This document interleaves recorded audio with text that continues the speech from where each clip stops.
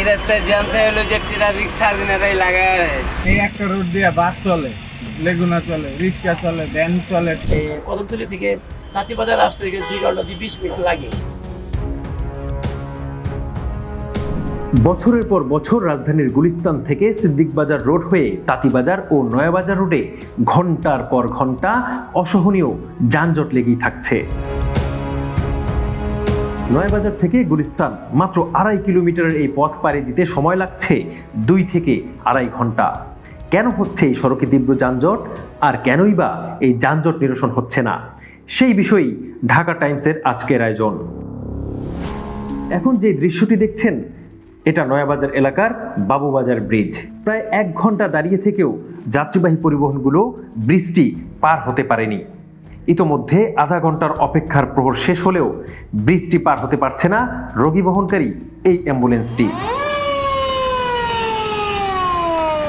দর্শক, চলুন এবার দেখে আসা যাক বাবুবাজারের এই যানজটটি কত দীর্ঘ পথ ধরে আছে। যানজটের সারি ধরে আমাদের গন্তব্য এবার সিদ্দিকবাজার। সিদ্দিকবাজারের এই সড়কটিও যানজটে ডুবে আছে। ঘন্টা পার হয়ে 2 ঘন্টা ছুঁই ছুঁই।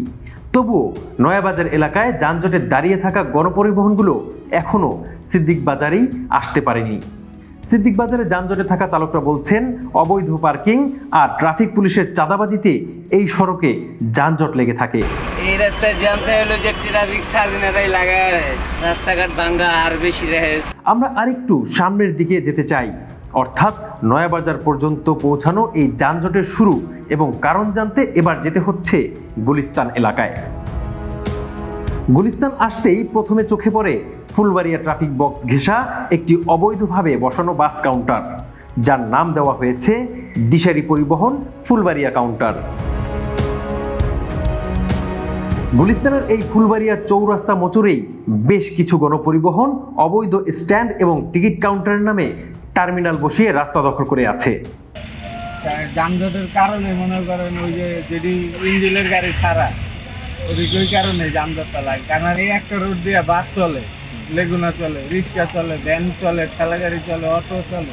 আর এই রাস্তা দখলের জন্যই গুলিস্তানের যানজট নয়াবাজার থেকে শুরু হয়ে কেরানীগঞ্জ পর্যন্ত গিয়ে থেমেছে। এদিকে ট্রাফিক পুলিশদের ম্যানেজ করেই এভাবেই গাড়ি চালাতে হচ্ছে চালকদের। হাতের তো আছে, হাতের পুলিশ ধরে এই জায়গায় কাটতে আমাদের কাছ থেকে মালিক কাটে না, আমাদের ভাই একটু থাকে না তেমন একটা। গুলিস্তান এলাকার ট্রাফিক পুলিশের কিছু অফিসারদের দায়িত্ব অবহেলা ও অবৈধ পার্কিংয়ের সুযোগ করে দেওয়ার জন্যই বছরের পর বছর গেলেও মাত্র 2.5 কিলোমিটার পথ পাড়ি দিতে সময় লাগছে 2 থেকে 2.5 ঘন্টা। কদমতলী থেকে তাঁতিবাজার আসতে 2 ঘন্টা 20 মিনিট লাগে। যে আমি যে রাস্তা কাটা সিঙ্গেল রাস্তা, আপনি যেতে হ্যাঁ জায়গা। গুলিস্তানের ফুলবাড়িয়া সড়কে অবৈধ পার্কিং আর স্ট্যান্ডের বিষয়ে ঢাকা টাইমসের সাথে কথা বলতে রাজি হয়নি ট্রাফিক বক্সে থাকা দায়িত্বরত অফিসাররা। শুধুমাত্র অবৈধ পার্কিং এবং স্ট্যান্ড উচ্ছেদ বা ট্রাফিক আইনে ব্যবস্থা নিলেই গুলিস্তান থেকে নয়াবাজারের যানজট নিরসন সম্ভব। তবে যানজট নিরসন না করে ট্রাফিক সদস্যরা তাদের আশ্রয় দিয়ে ফায়দা লুটছে। ট্রাফিক পুলিশদের চাঁদা দিতে হয় বলেও অভিযোগ করছেন এই সড়কে চলাচলকারী পরিবহন চালকরা।